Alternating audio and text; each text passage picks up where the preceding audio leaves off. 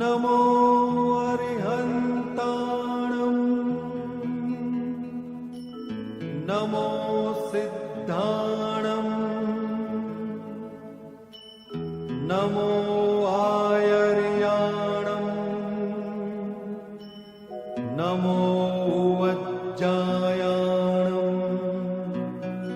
नमो लोये सव्वसाहुणम् एसो पंच नमुक्कारो सर्वपावपणासनो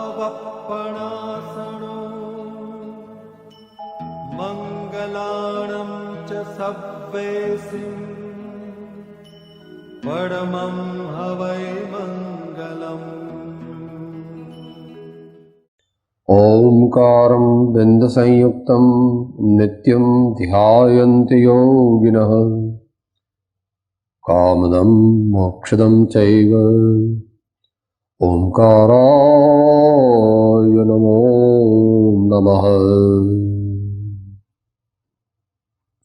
मोक्षमार्गस्य नेतारं भेत्तारं कर्मभृतां ज्ञातारं विश्वतत्त्वानां वन्दे तद्गुणलब्धये। अज्ञानतिमिरान्धानां ज्ञानाञ्जनशलाकया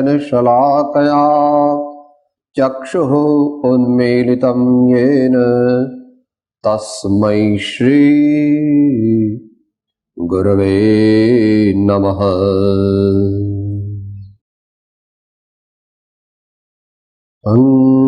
मंगलमय मंगलकरन् वीतराग विज्ञान नमो ताहि जाते भये अरिहन्त आदिम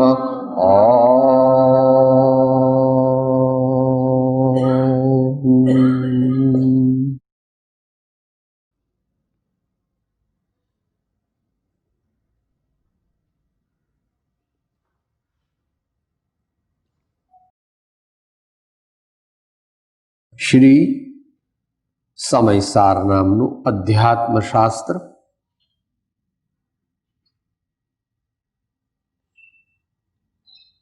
સંક્ષિપ્ત વાચના વિચારણા સ્વાધ્યાય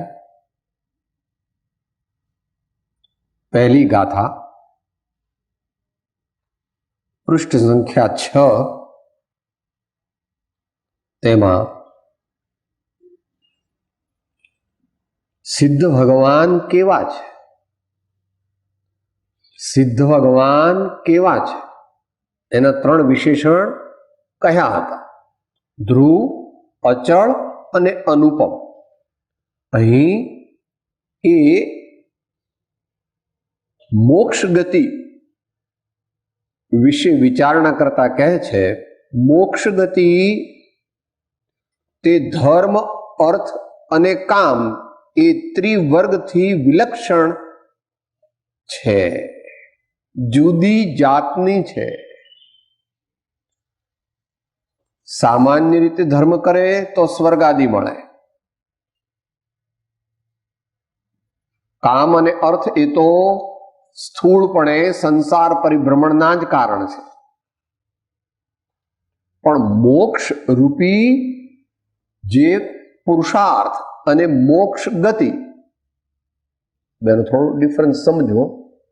મોક્ષ માર્ગ અને મોક્ષ બે કથનચિત જુદા છે. મોક્ષ માર્ગ અને મોક્ષ.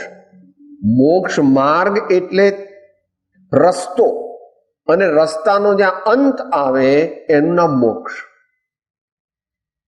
મોક્ષ માર્ગ અને મોક્ષ. મુંબઈની ટ્રેનમાં બેઠા તરત ઉતરી ન જવાય. જ્યાં જવું હોય ત્યાં આગળ બોરીવલી હોય કે દાદર હોય કે બોમ્બે સેન્ટ્રલ હોય, એટલે આપણે તો ટ્રેનમાં બેસી ગયા, મુંબઈ પહોંચી ગયા ને. ના, ટ્રેન ચાલે જેટલો વખત ચાલે, જે સ્પીડથી ચાલે, અને જ્યારે એના ડેસ્ટિનેશન, એના ગંતવ્ય સ્થાન પર પહોંચે ત્યારે એ મોક્ષ છે. ત્યાં સુધી મોક્ષ માર્ગ છે. મોક્ષ માર્ગ એ મોક્ષનો અંશ છે ખરો, પણ મોક્ષ માર્ગ એ પૂર્ણ મોક્ષ નથી. એમ બેનો અર્થ નય વિવક્ષાથી ભેદાભેદ રૂપે જાણી લેવો. અહીં કહે છે કે ભાઈ મોક્ષ ગતિ છે તે બીજી બધી, એટલે જે ત્રિવર્ગ કીધા, ધર્મ, અર્થ અને કામ, એ ત્રણથી તો સામાન્યપણે 4 ગતિમાં પરિભ્રમણ થાય, પણ મોક્ષ રૂપી પુરુષાર્થ કરે તો ક્રમે કરીને ક્યાં જાય? શાશ્વત પદ, સિદ્ધ પદ, મોક્ષ પદ, મુક્તિ, સિદ્ધશીલા, સિદ્ધ પદ, કે જેનું વર્ણન અમે આગળ 3 વિશેષણ ધ્રુવ, અચળ અને અનુપમ એ દ્વારા કરેલું છે. હવે આગળ કહે છે, હવે પછીનો જે વિચાર છે એ શ્રીમદ અમૃતચંદ્ર દેવનો ઓરિજિનલ છે. મૂળ ગાથામાં એ નથી, ગર્ભિત રૂપે છે. એને આપણા જેવા અલ્પબુદ્ધિ વાળાને ખ્યાલ આવે એટલા માટે ખેંચીને બહાર કાઢે.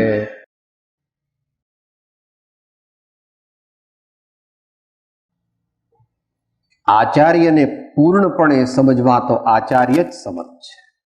એમના જેવા જે આચાર્ય હોય તે એમને પરિપૂર્ણપણે સમજી શકે. એટલે કુંકુંદ સ્વામીએ ઘણી વસ્તુઓ સૂત્ર રૂપે કીધી છે. ઉપર શરૂઆત કેવી રીતે કરી હતી? બરાબર ને? પહેલી ગાથાની ઉપર શું લખ્યું છે? અથ સૂત્રાવતાર, 5મા પાના પર. કુંકુંદ સ્વામીએ તો ટૂંકમાં કહ્યું, પણ એ ટૂંકમાં કહ્યું તે આપણને સમજાય નહીં, એટલે એનો અર્થ જે છે તે આપણને ખોલીને આચાર્ય દેવ કહે છે.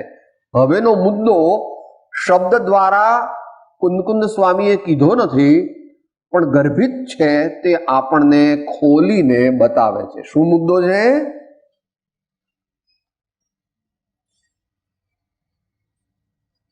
સિદ્ધ ભગવાનની વાત ચાલે છે.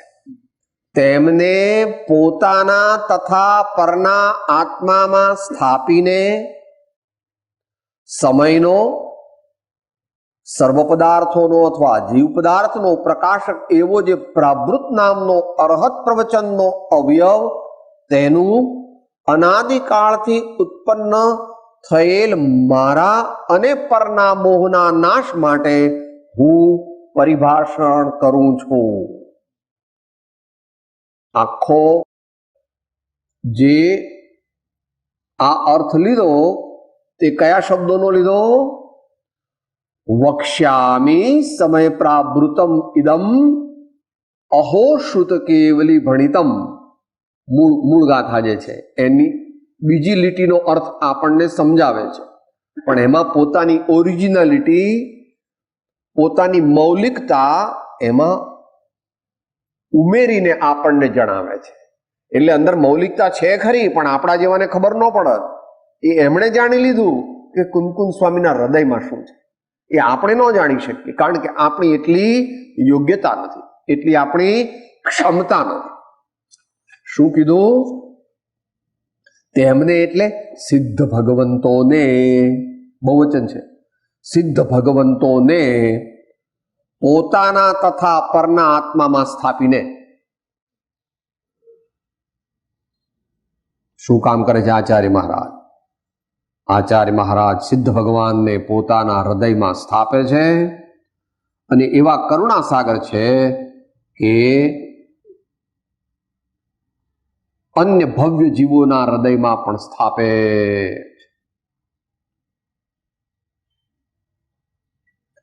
બધા જમી રહ્યા હોય અને પછી પેલો બાબો નિશાળેથી આવે તો મમ્મી અને બાબો બંને સાથે બેસે છે જમવા. મમ્મી બાબલાને ખવડાવતી જાય ને પોતે પાછી બાબલાને ખવડાવે ને પોતે ખાતી. હા, આપણા મમ્મી છે, પપ્પા છે, પોતાના હૃદયમાં પણ સિદ્ધ ભગવાનને સ્થાપિત કરે છે અને બીજા ભવ્ય જીવોના હૃદયમાં પણ સિદ્ધ ભગવાનને સ્થાપિત કરે.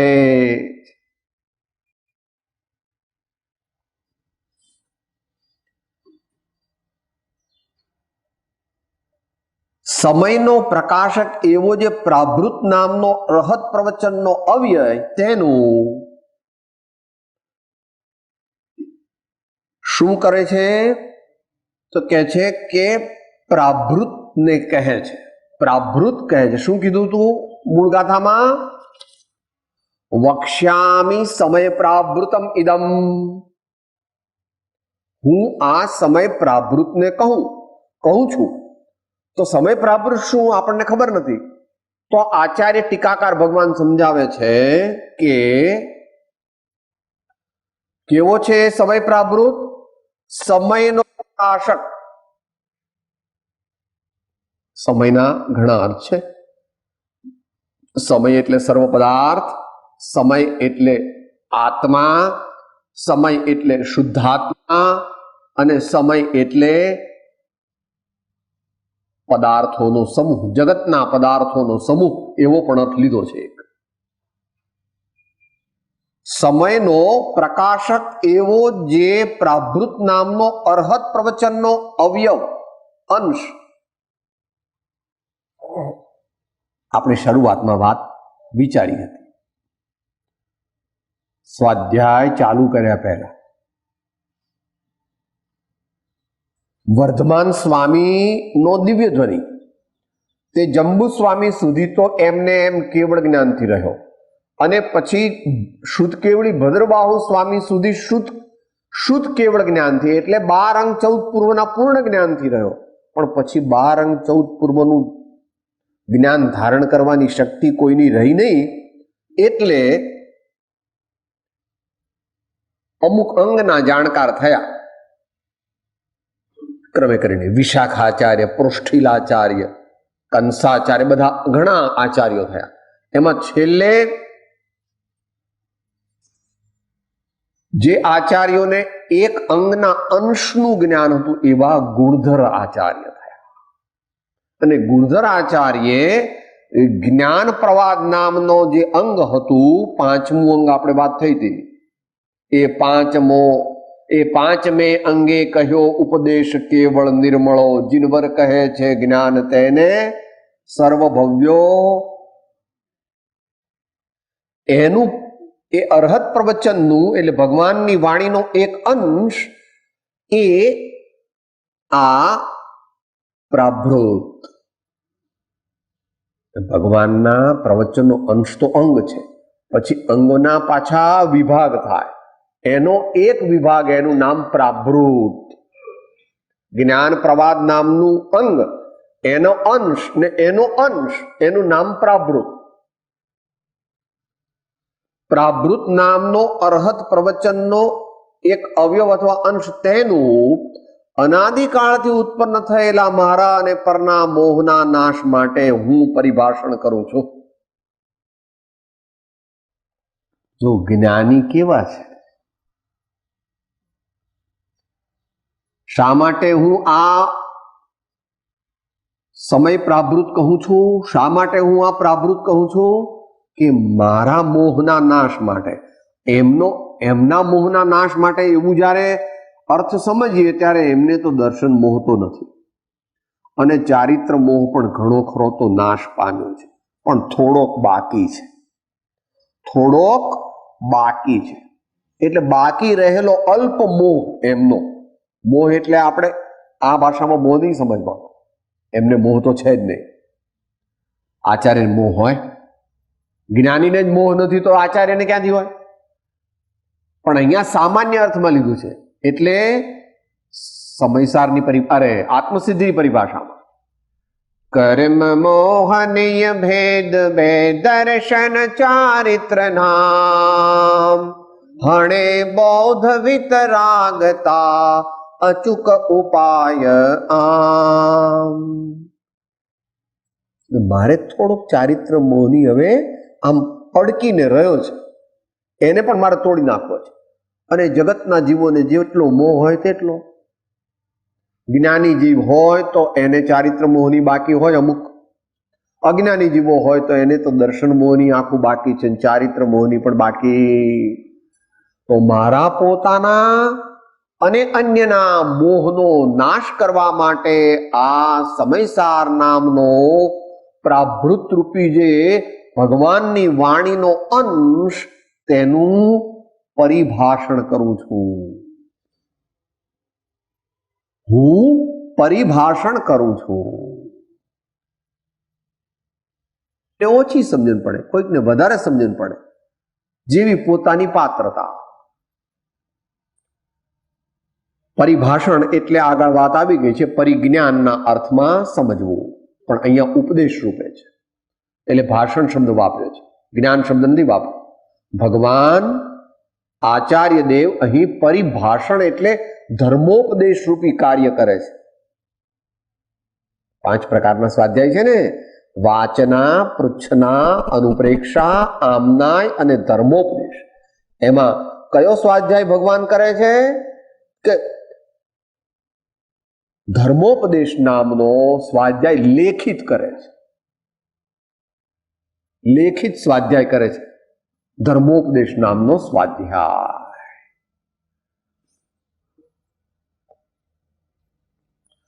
કેવો છે તે અરહત પ્રવચનનો અવયવ? એટલે હું જે કહીશ તે પ્રાભૃત કેવું છે?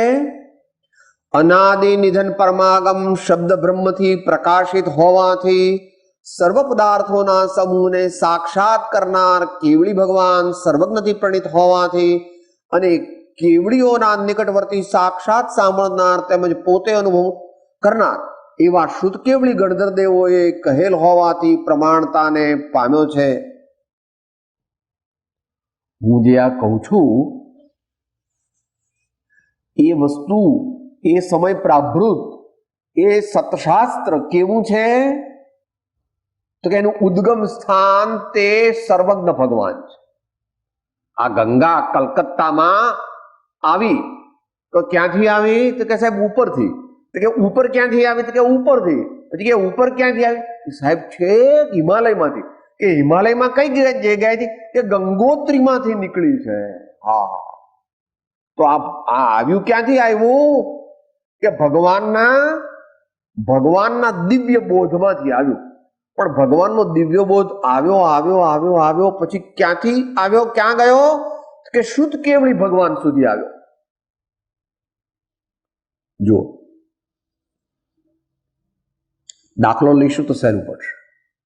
અતિ નિધન પરમાગમ શબ્દ બ્રહ્મથી પ્રકાશિત હોવાથી, પહેલા તો શું કે છે, જરાક થોડુંક અઘરું છે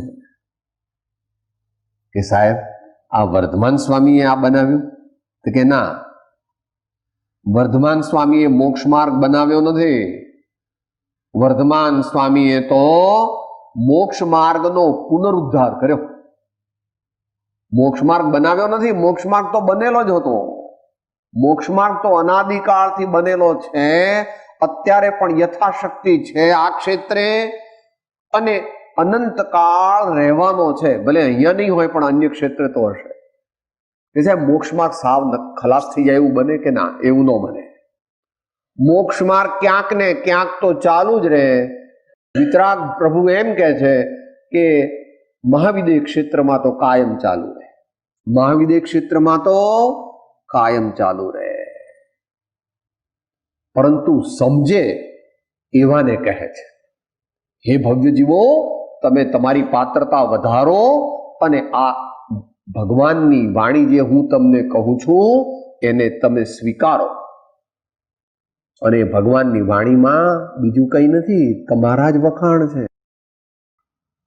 ભગવાન એવું નથી કહેતા તમે બધા મારી પૂજા કરો, હું બહુ મોટો છું, એવું નથી કહેતા ભગવાન.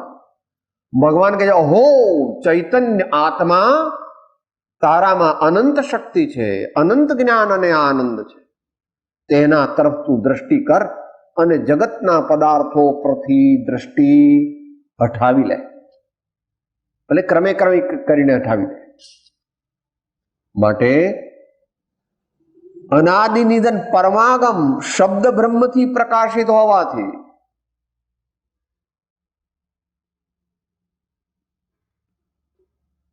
બ્રહ્મને પ્રકાશિત કરનાર શબ્દો, પરબ્રહ્મની અભિવ્યક્તિ શબ્દ બ્રહ્મથી થાય છે. આત્મસિદ્ધિ આત્માને બતાવે છે. આત્મસિદ્ધિ આત્માનો નિર્દેશ કરે છે. એમ અહીં શબ્દ બ્રહ્મ પરબ્રહ્મનો નિર્દેશ કરે છે. શબ્દ બ્રહ્મ એટલે આ પરમાનંદ અને પરબ્રહ્મ એટલે શુદ્ધ આત્મા. બ્રહ્મ એટલે આત્મા અને પરબ્રહ્મ એટલે શુદ્ધ આત્મા. તો આ સતશાસ્ત્ર છે એ શું બતાવે છે? કોને બતાવે છે? શુદ્ધ આત્માને બતાવે છે. કે આત્માને કે આત્માને નહીં, શુદ્ધ આત્માને. કારણ કે આગળ પ્રતિજ્ઞા કરવાના છે, ત્રીજી ગાથા. અહીંયા આત્માને બતાવવાનો નથી. આત્મા તો ગોમટસારમાં પણ બતાવ્યો છે, આત્મા તો બીજા શાસ્ત્રોમાં પણ બતાવે છે. અહીં કયો આત્મા બતાવે છે? શુદ્ધ આત્મા બતાવવાના.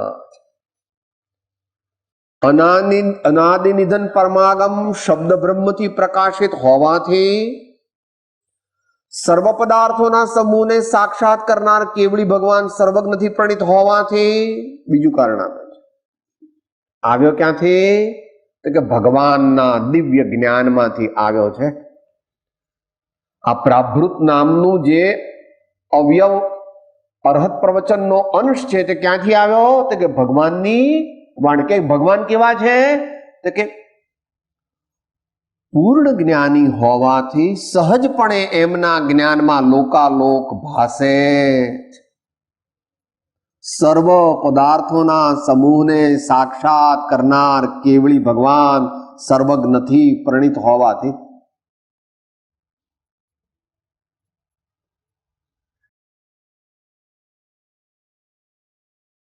સાક્ષાત કરનાર એટલે સર્વ પદાર્થો કેવળ જ્ઞાનમાં પરિપૂર્ણપણે સહજપણે દેખાય છે. કેવળ જ્ઞાનનું સ્વરૂપ છદ્મસ્ત જીવ જાણી શકતો નથી.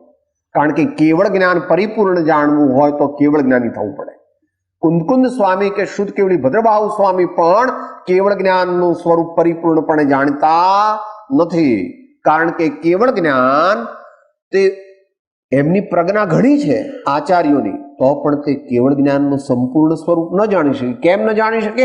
કારણ કે કેવળ જ્ઞાન એટલે જ આત્મા, અને આત્મા જે છે એ એમણે અનુભવ્યો છે, ઘણો અનુભવ્યો છે, પણ પૂર્ણપણે અનુભવ્યો નથી. માટે કેવળ જ્ઞાની જે હોય એ આત્માનો કેટલો અનુભવ કરે? 2 આની 4 આની? ના સાહેબ, 16 આની કરે ત્યારે તો કેવળ જ્ઞાન થાય. આત્માનો કેટલો અનુભવ કરે ભગવાન? કે થોડો ઘણો અનુભવ કરે આત્માનો, એવું ના, તો ભગવાન ન કહેવાય.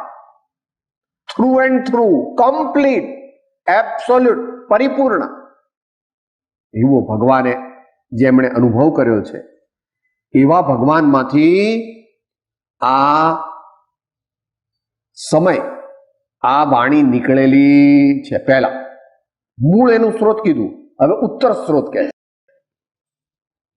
અને શુદ્ધ કેવળીઓનો અને કેવળીઓના નિકટવર્તી સાક્ષાત સાંભળનાર એ ગણધરદેવ. ભગવાનની નજીક, ભગવાનના ચરણની સેવાનું સૌભાગ્ય કોને મળે? બહુ થોડાને. ભગવાનના ચરણની સેવાનું સૌભાગ્ય કે સાહેબ હું જઉં તો ભગવાનને, હું તો એકદમ આમ દોડીને જતો જ રહું, ભગવાનના જ પગ પકડી દઉં તો સમોસણમાં, કેવી વ્યવસ્થા જ નથી, તું પહોંચી જ ન શકે. અને માત્ર મોક્ષ અભિલાષ,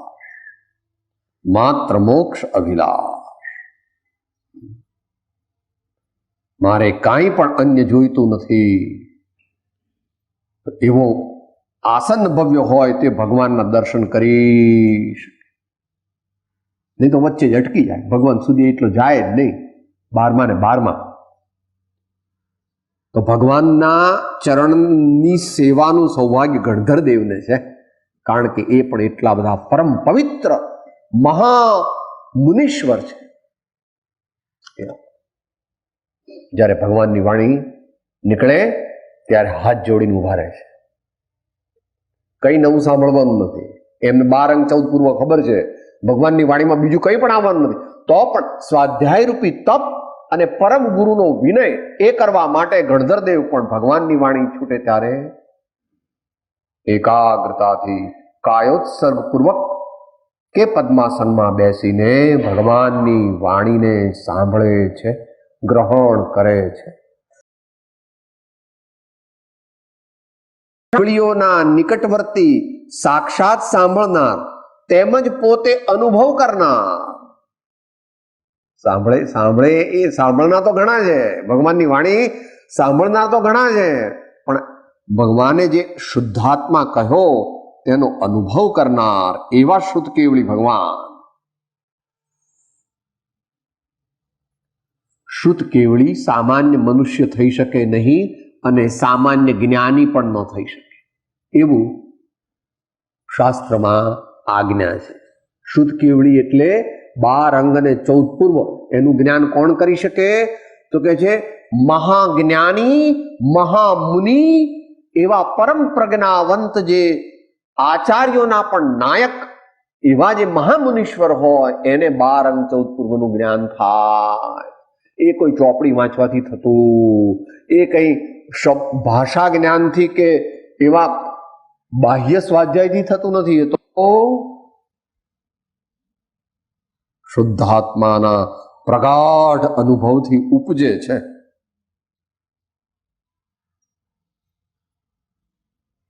એટલે આ પણ ભગવાનનું વ્યવહાર સ્વરૂપ જાણવું, આ આચાર્યનું મૂળ સ્વરૂપ નથી. ધ્યાન રાખવું, આચાર્યનું મૂળ સ્વરૂપ તો ધ્યાનસ્થ નિર્વિકલ્પ અવસ્થા છે. આ તો એમના 6ઠ્ઠા ગુણસ્થાનની અવસ્થા છે. આ એમની અંતરની રુચિવાળી અવસ્થા નથી. એમની અંતરની રુચિ તો એમ કહે છે કે હું મારા આત્મામાં લીન થઈ જાઉં, પણ એટલી બધી શક્તિ નથી. એટલે આત્મામાંથી બહાર નીકળે ત્યારે પેલા શ્રાવક લોકો અને બીજા મુનિજનો ઊભા હોય, પેલો કિત્તો એ વખતના જમાનામાં કિત્તો હોય અને સહીનો ખડિયા જેવું હોય, એ લઈને કે પ્રભુ કૃપા કરો, પ્રભુ કૃપા કરો, પ્રભુ કૃપા કરો. પાછા 2-4 ગાથા લખે, વળી પાછા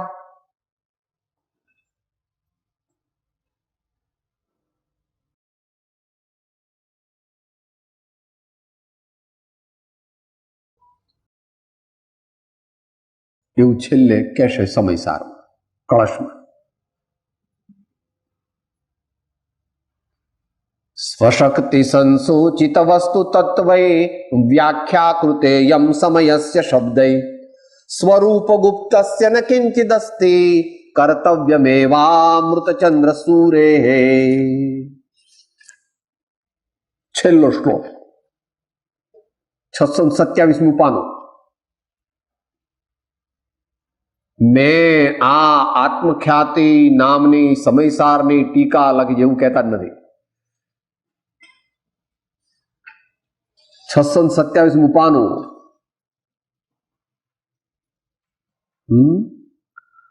એનું નીચે શ્લોકાર્થ આપ્યો છે. પોતાની શક્તિથી જેમણે વસ્તુનું તત્વ યથાર્થ સ્વરૂપ સારી રીતે કહ્યું છે એવા શબ્દોએ આ સમયની વ્યાખ્યા કરી છે. સ્વરૂપ ગુપ્ત, પોતાના જ્ઞાન આનંદ સ્વરૂપમાં ગુપ્ત એવા અમૃતચંદ્ર સૂરીનું તેમાં કાંઈ જ કર્તવ્ય નથી. આપણે તો એક નાનું કામ કરીએ ને તો આખી દુનિયામાં એડવર્ટાઇઝ કરીએ. તેમજ પોતે અનુભવ કરનાર એવા શુદ્ધ કેવળી ગણધર દેવોએ કહેલ હોવાથી પ્રમાણતાને પામ્યો છે. શેની વાત ચાલે છે? આ પ્રાભૃત જે હું તમને કહું છું તે હું કઈ મારી મતિ કલ્પનાથી કહેતો નથી, પરંતુ જે ગણધર દેવોએ કહ્યું તે હું કહું. શાખ આપે છે, શાખ આપે છે. તમારે કોઈ મોટા મોટા ડોક્યુમેન્ટ હોય એમાં સહી કરી હોય તો કે સાક્ષીની સહી લાવો, સાક્ષીની સહી લાવો તો પ્રમાણ માનીએ. સાક્ષીની સહી ન હોય તો ડોક્યુમેન્ટ પાછો મોકલે. તો કે ગણધર ભગવાન અને એમના સ્વામી તીર્થંકર સર્વજ્ઞ ભગવાન એમણે આ વાત કહી છે, તે વાત હું તમને કહું. એમાં સમજી લો કે પોતે પણ અનુભવીને કહે. એ આગળ કહેવાના છે વિસ્તારથી કે સર તમે સાંભળેલું બોલી જાઓ છો કે ના, એવું નથી, હું પણ અનુભવથી કહું છું, પણ એ આગળ કહેવાના છે. અત્યારે તો પોતાની નમ્રતા બતાવે છે કે સર્વજ્ઞ ભગવાન અને ગણધરદેવના જ્ઞાન આગળ હું કેટલો છું? અલ્પજ્ઞ છું. સર્વજ્ઞ પ્રભુનું જ્ઞાન અને ગણધરદેવનું જ્ઞાન જે છે એ તો ઘણું બધું વિસ્તૃત છે, અને હું તો એમની પાસે અલ્પજ્ઞ છું, પણ હું પ્રમાણિક છું. એમણે કહ્યું તેવું જ કહીશ, એમની આજ્ઞા પ્રમાણે કહીશ, સમજીને કહીશ. અહીંયા પોતાના અનુભવને નથી લાવતા, હજુ આગળ લાવશે. એટલે પ્રમાણતાને પામ્યો છે, લોજિકલ છે, ભવ્ય જીવોએ સંમત કરવા યોગ્ય છે, કારણ કે સર્વજ્ઞ ભગવાને કહ્યો. અન્યવાદીઓના આગમની જેમ છદ્મસ્ત એટલે કે અલ્પ જ્ઞાનની કલ્પના માત્ર નથી કે જેથી અપ્રમાણ હોય.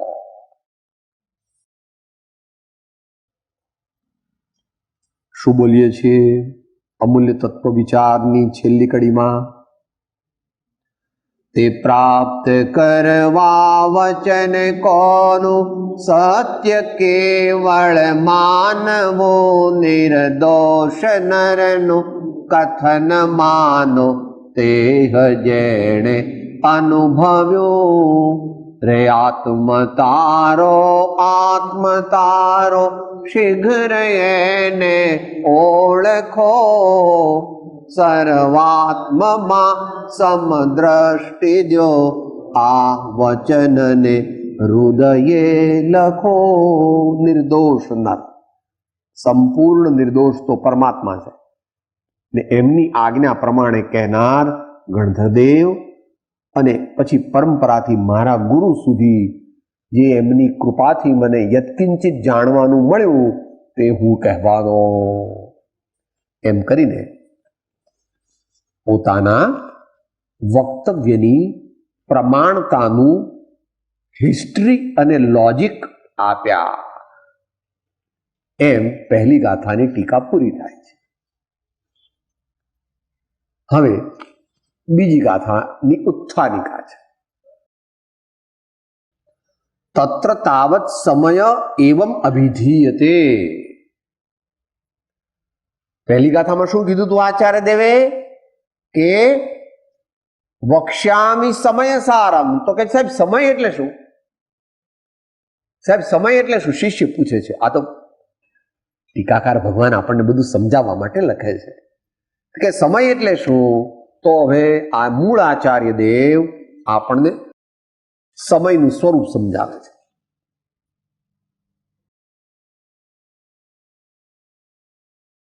જીવ ચરિત્ર દર્શન જ્ઞાન સ્થિત તમ હિ સ્વસમયમ જાની, ઉદ્ગલ કર્મ પ્રદેશ સ્થિતમ ચતમ જાની હિ પર સમયમ. સાથે બોલીએ ગુજરાતી. બીજી ગાથાનું.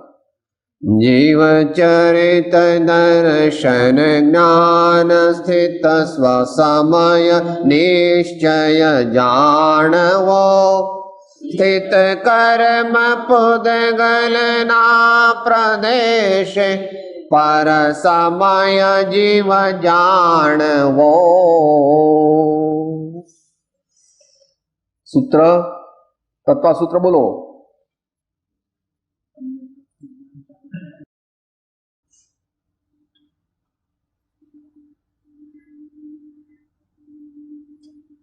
આમાં માર્ગમાં રહેલો જીવ અને માર્ગને સંપૂર્ણપણે પામેલો જીવ એને પહેલામાં લીધા છે.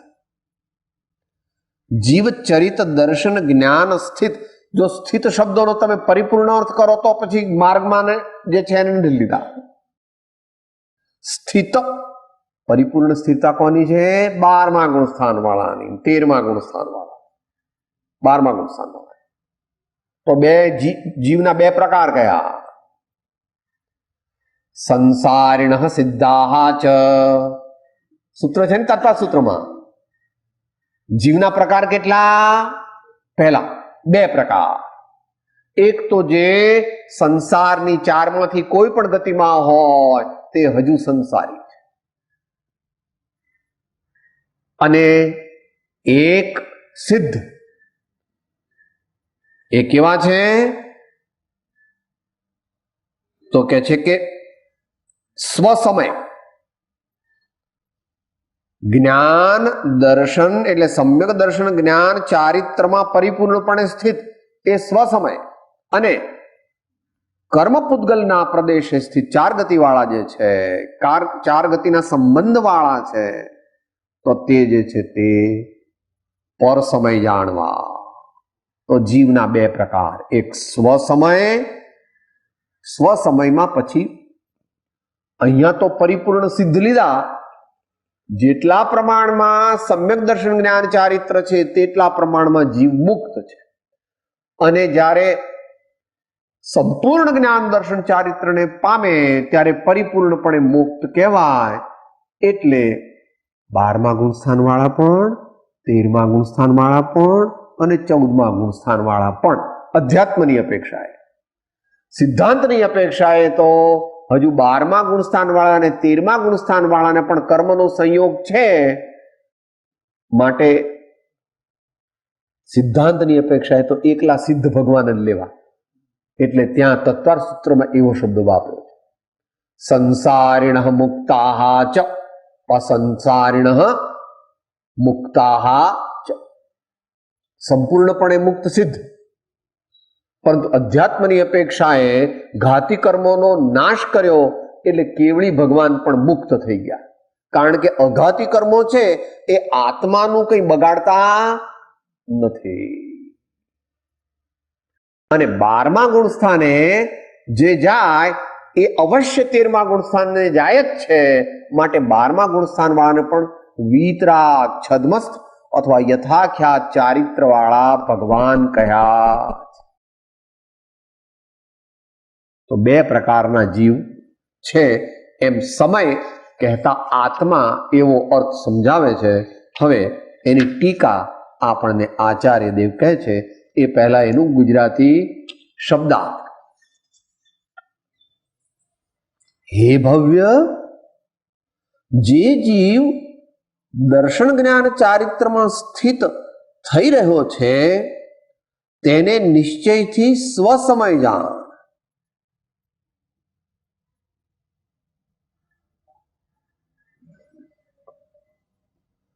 મૂળમાં શું કહે છે એ જોવું પડે.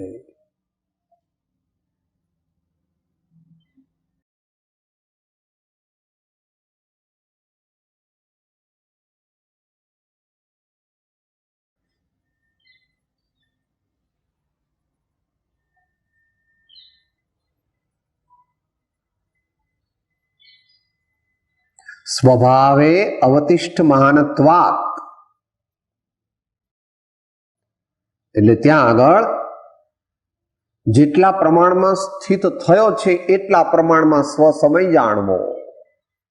જેટલા પ્રમાણમાં આત્મામાં સ્થિત થયો તેટલા પ્રમાણમાં સ્વસમય, અને જેટલા પ્રમાણમાં હજુ નથી થયો તેટલા પ્રમાણમાં પરસમય એમ જાણવું. હે ભવ્ય, જે જીવ દર્શન જ્ઞાન ચારિત્રમાં સ્થિત થઈ રહ્યો છે, પણ અહીંયા સ્થિત લીધું છે એ તો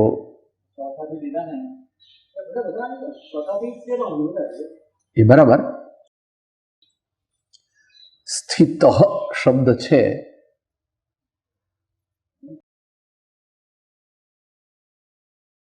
એથી સ્વસમય જાણ. એમ તો અહીંયા ચારિત્ર દર્શન જ્ઞાન લખ્યું, ત્યાં સમ્યક દર્શન જ્ઞાન એમ સમજી લેવાનું. દર્શન જ્ઞાન ચારિત્ર એટલે બીજું નહીં, સામાન્ય નહીં, પણ સમ્યક દર્શન જ્ઞાન ચારિત્ર. અને સ્થિત થયો છે એટલે એ પણ સમજી લેવું. એકાર્થ એક તે ત્રણેય અભેદ પરિણામથી રે જ્યારે વર્તે તે આત્મારૂપ ત્યાં સુધી પહોંચેલો હોવો જોઈએ. તેને નિશ્ચયથી સ્વસમય જાણ.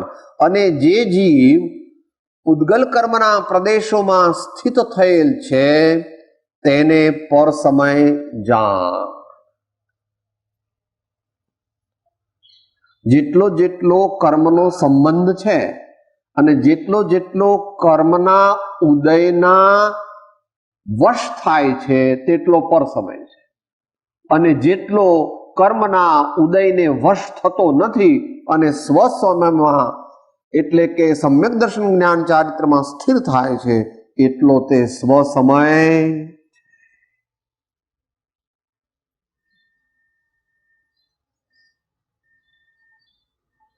એ વ્યવસ્થા પછી અધ્યાત્મ શાસ્ત્રોમાં કઈ રીતે લીધી છે? બહિરાત્મપણું, બહિરાત્મા, અંતરાત્મા અને પરમાત્મા. તો અંતરાત્મા જે છે તે અંશે સ્વસમય છે અને પરમાત્મા છે તે પરિપૂર્ણપણે સ્વસમય. માટે એ પ્રમાણે અંતરાત્માનું જાણી લેવું. એ જગન્ય અંતરાત્મા તે ચોથું ગુણ સ્થાન. મધ્યમ અંતરાત્મા બે પ્રકારે કયો છે. ચરણાનુયોગની અપેક્ષાએ મધ્યમ અંતરાત્મા તે 5, 6 અને 7 ગુણ સ્થાન. 5 અને 6,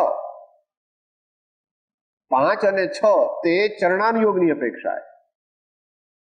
7મામાં જ્યાં ગયો તો 7મું ગુણસ્થાન આપણે બહુ ડિટેલમાં લીધું હતું એટલા માટે કે ચરણાનુયોગનો રાજા છે અને કર્ણાનુયોગમાં પણ એનો પ્રવેશ છે. કે કેમ એમ કહો છો કે ચરણાનુયોગની અપેક્ષાએ જેટલો પુરુષાર્થ થઈ શકે એનો ઉત્કૃષ્ટ પુરુષાર્થ 7મા વાળાએ કર્યો છે. 7માંથી આગળ પુરુષાર્થ થાય બુદ્ધિપૂર્વક? ન થાય. અને કર્ણાનુયોગમાં પણ એનો પ્રવેશ છે. કેમ કે કર્ણાનુયોગમાં અબુદ્ધિપૂર્વક પુરુષાર્થ થાય. કર્ણાનુયોગની અપેક્ષાએ શ્રેણીમાં અને કર્ણાનુયોગની અપેક્ષાએ જે પુરુષાર્થ જે છે તે કેવી રીતનો થાય છે? મુખ્યપણે તો શ્રેણીનો, પણ શ્રેણીનો પુરુષાર્થ કેવો કયો છે? નિર્વિકલ્પક. અને એવો નિર્વિકલ્પક પુરુષાર્થ 7મા ગુણસ્થાનમાં પણ હોય. માટે 7મું ગુણસ્થાન તે રાજા છે. આખું નથી અત્યારે, એ વાત જુદી. આખું અત્યારે નથી એ પણ વાત આપણે થઈ ગઈ હતી કે સ્વસ્થિત અપ્રમત અને સાતિશય અપ્રમત એમ બે પ્રકાર છે. તો આ અંતરાત્માના 3 પ્રકાર: જઘન્ય અંતરાત્મા, મધ્યમ અંતરાત્મા અને ઉત્કૃષ્ટ અંતરાત્મા તે 12મા ગુણ સ્થાન છે. પછી અંતરાત્મા નહીં. જેણે ઘાતી કર્મોનો નાશ કર્યો એ પરમાત્મા દેહ છે, પણ છતાં સિદ્ધાંતની અપેક્ષાએ હજુ દેહ છે એટલે એમને સિદ્ધ કહ્યા નથી, અરિહંત કહ્યા છે. એક પરમાણુ માત્રની મળે ન સ્પર્શતા પૂર્ણ કલંક રહિત અડોલ સ્વરૂપ જો એવી સ્થિતિ થશે ત્યારે તે પરિપૂર્ણ પરમાત્મા થઈ. એટલે સિદ્ધ પરમાત્મા થઈ જશે. અરિહંત પણ પરમાત્મા જ છે, પરંતુ દેહનો સંબંધ છે. તો એ નય વિવક્ષાથી જાણવું. નય વિવક્ષાથી કોઈ નયની અપેક્ષાએ ચોથા ગુણસ્થાનમાં પણ બંધ નથી, કોઈ નયની અપેક્ષાએ 7મા ગુણસ્થાનમાં પણ બંધ નથી, અને કોઈ સર્વ ગુણસ્થાનને કોઈ બધી અપેક્ષાએ 13મે 14મે તો છે જ નહીં. ઉપચારથી કહેવાય છે કે એક સમયનો બંધ, પણ એ ઉપચાર મુકત. ભગવાનને કયો આશ્રવ છે? ઇરિયાપથિકી આશ્રવ. ભગવાનનું ગમન થાય છે એ બુદ્ધિપૂર્વક કંઈ થતું નથી, ઈચ્છાપૂર્વક થતું નથી. પછી ભગવાનને મુવમેન્ટ થાય એટલે કર્મો આવે છે ખરા, પણ ભગવાનને ચોંટે? ન ચોંટે. ચોંટે ક્યારે? રાગ દ્વેષ રૂપી ફેવિકોલ હોય તો ભગવાનને રાગ દ્વેષ રૂપી ફેવિકોલ નથી, માટે કર્મો આવે છે પણ ચોંટી શકતા પડી જાય છે. આવ્યા અડ્યા ને પડ્યા, કર્મો આવ્યા અડ્યા ને પડ્યા, કારણ કે ત્યાં ચોંટાડનાર કોઈ રાગ દ્વેષ ભગવાનને છે. માટે જે કહેવાય કે ભાઈ એક સમયવર્તી બંધ છે એ ઔપચારિક, ભગવાનને બંધ હોતો નથી. પણ તમારે કહેવો હોય તો કહો ભાઈ, તમારે કઈ વાંધો નથી, પણ ભગવાનને બંધ છે. ભગવાન દેહ સહિત પરમાત્મા છે અને પછી આગળ ઉપર દેહ રહિત પરમાત્મા થઈ જાય. આ પ્રમાણે સ્વ સમય અને પર સમય એવી વ્યાખ્યા કરી. નિશ્ચય સાધક તે અંશે સ્વ સમય છે, નિશ્ચય સાધક એ અંશે સ્વ સમય છે. અને જેમ જેમ આગળ વધે તેમ સ્વ સમય પણ વધતું જાય છે અને જ્યારે સિદ્ધ થાય ત્યારે સંપૂર્ણ સ્વ સમય થઈ ગયા. હવે આચાર્ય દેવ ટીકાકાર મહારાજ આપણને સમજાવે છે. આ સમજણ જે છે તે પણ જયચંદજીની ટીકાને અનુસરીને છે, એટલે એટલી જ ઓથેન્ટિક છે. પણ અહીંયા અર્થ જે છે જયચંદજી છાવડાની ટીકાને અનુસરીને છે.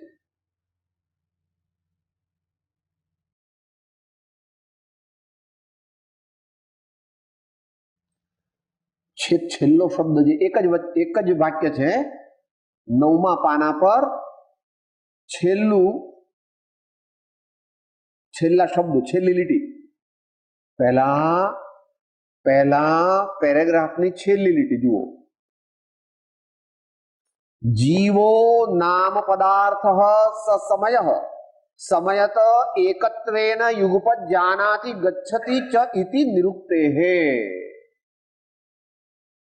જ્ઞાન ગુણ પણ પરિણમે, શ્રદ્ધા ગુણ પણ પરિણમે, ચારિત્ર ગુણ પણ પરિણમે. એટલે અહીંયા બે ગુણ મુખ્ય લીધા કે સમયત એકત્વેન યુગપદ, એક સાથે જ, ગચ્છતિ જાનાતિ ગચ્છતિ ચ ઇતિ નિરુક્તેઃ. અમે આત્માને બદલાવા વાળો અને જાણવા વાળો એમ બંને પ્રકારે નિરુક્તિ કરીને અર્થ કરીએ. એટલે અહીંયા આગળ કહે સમય શબ્દનો અર્થ આ પ્રમાણે છે. સમ તો ઉપસર્ગ છે, તેનો અર્થ એકપણું એવો થાય છે. નહીં, સમ એટલે એક, ભક્ત અને ભગવાન એક થઈ જાય છે. તો સમ શબ્દ કહેતા સંભાવ પૂર્વક જે જાણે છે એવો આત્મા છે. ખરેખર આત્માનો સ્વભાવ સંભાવ પૂર્વક જાણવું એ છે, પણ આપણે અજ્ઞાનને લીધે અને અસંયમને લીધે અને પ્રમાદને લીધે જાણતા જાણતા જ ક્રોધ કરીએ છીએ. આમ જાણી સાહેબ આ રંગ તો મને જરાય નથી ગમતો, આ ભાઈ આગળ આ ભાઈ નકામા છે. અરે ભાઈ જાણવાનું કામ છે એમાં પછી ઇષ્ટનિષ્ઠ બુદ્ધિ કરવા માંડીએ છીએ, કારણ કે આપણે અલ્પજ્ઞ છીએ, પ્રમાદી છીએ, કશાય કરીએ છીએ, કરવાના નથી. સમજ્યા તે સમાઈ ગયા, એમ કે છે. સમજ્યા તે સમાઈ ગયા, સમરૂપ એ આપણું ધ્યેય છે. ઇષ્ટનિષ્ઠ બુદ્ધિ ન કરવી, ઓછી કરવી, કશાય ઓછા કરવા, અજ્ઞાનથી આ બધી દુનિયાના પદાર્થોના સ્વામી ન થવું, ને હું જ્ઞાતા દ્રષ્ટા છું, જ્ઞાન સ્વરૂપ છું એવી દ્રષ્ટિ, એવો લક્ષ્ય વારંવાર કરવો. 24 કલાક રહેતો નથી પણ કરવો, રહેતો નથી પણ કરવો.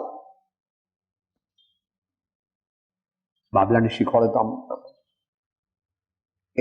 કરે, આમ લીટા કરે. પહેલા તો 10 દિવસ તો, પછી તો આમ કરવાનું ભઈલા, આમ એમાં આપણે બધા અત્યારે બાબલા છીએ. એટલે ભગવાન આચાર્ય દેવ આપણને શીખવાડે છે આમ. જો એકડો થઈ ગયો, એકડો થઈ ગયો. આ પ્રમાણે આપણને આચાર્ય ભગવાન જ્ઞાન અને વૈરાગ્યનો અભ્યાસ કરાવશે. યથા સમય. ઓમ. હે ના ના, નિર્યુક્તિ એટલે તો બે જુદા કરી દે. સમાસને આપણે બે શબ્દો છૂટા કરીએ ને એ નિર્યુક્તિ. યુક્ત થઈ ગયા હતા તે છૂટા કર્યા. આટલો જ મોક્ષ માર્ગ તો આવો જ. આત્મસિદ્ધિથી અંત મંગળ કરી કરવાનું શું? કરવાનું શું? તો કહે છે કે બોલીએ સાહેબ, રાગ દ્વેષ જ્ઞાન મોખ્ય કર્મ નિગ્રહ હાય નિવૃત્તિ જેહથી તેજ મોક્ષનો પંગરો. પરમ કૃપાળો ત્રિલોકના સબ સંતન કી જય. આનંદ ધન. હું આત્મા છું, આપનો સેવક છું, સૌનો મિત્ર છું. હું આત્મા છું, આપનો સેવક છું, સૌનો મિત્ર છું. હું આત્મા છું, આપનો સેવક છું, સૌનો મિત્ર છું.